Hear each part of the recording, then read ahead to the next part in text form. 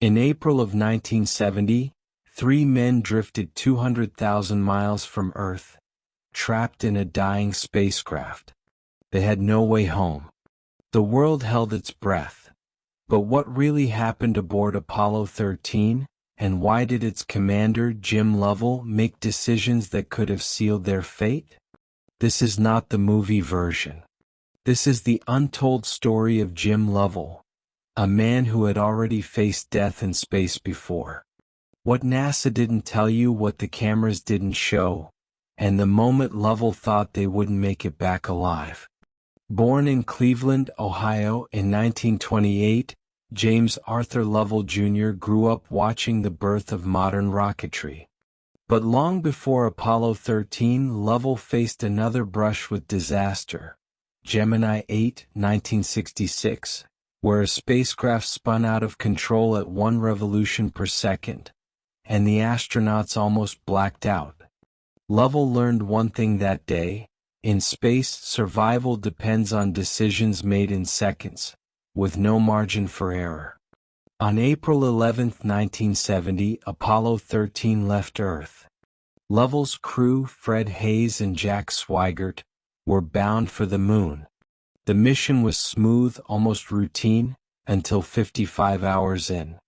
A request came from Mission Control: stir the oxygen tanks. It sounded harmless. It wasn't. An instant later, the spacecraft shook violently. Alarms screamed. The oxygen gauge dropped to 0. Lovell looked out the window. A cloud of vapor was venting into space. In that moment he knew the moon was no longer the mission. Survival was. "Houston, we've had a problem." The words were calm, but in Lovell's mind, a clock had started counting down.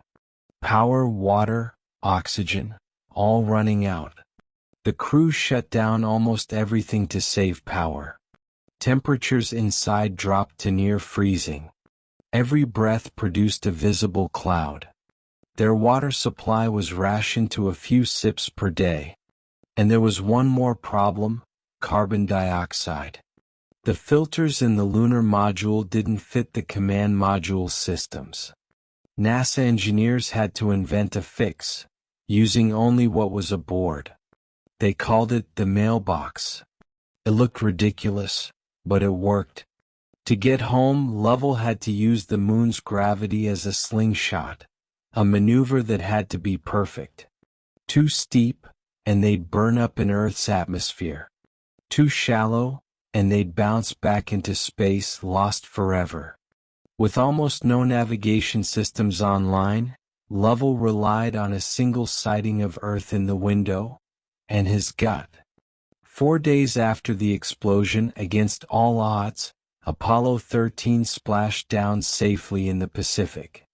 Lovell never flew in space again. But the mission would forever be called NASA's successful failure. A triumph of human ingenuity and the will to live. But some still wonder, did Lovell make every call himself? Or did Mission Control hold secrets we'll never know? In the silence of space, truth has a way of disappearing. This was Shadow Tapes.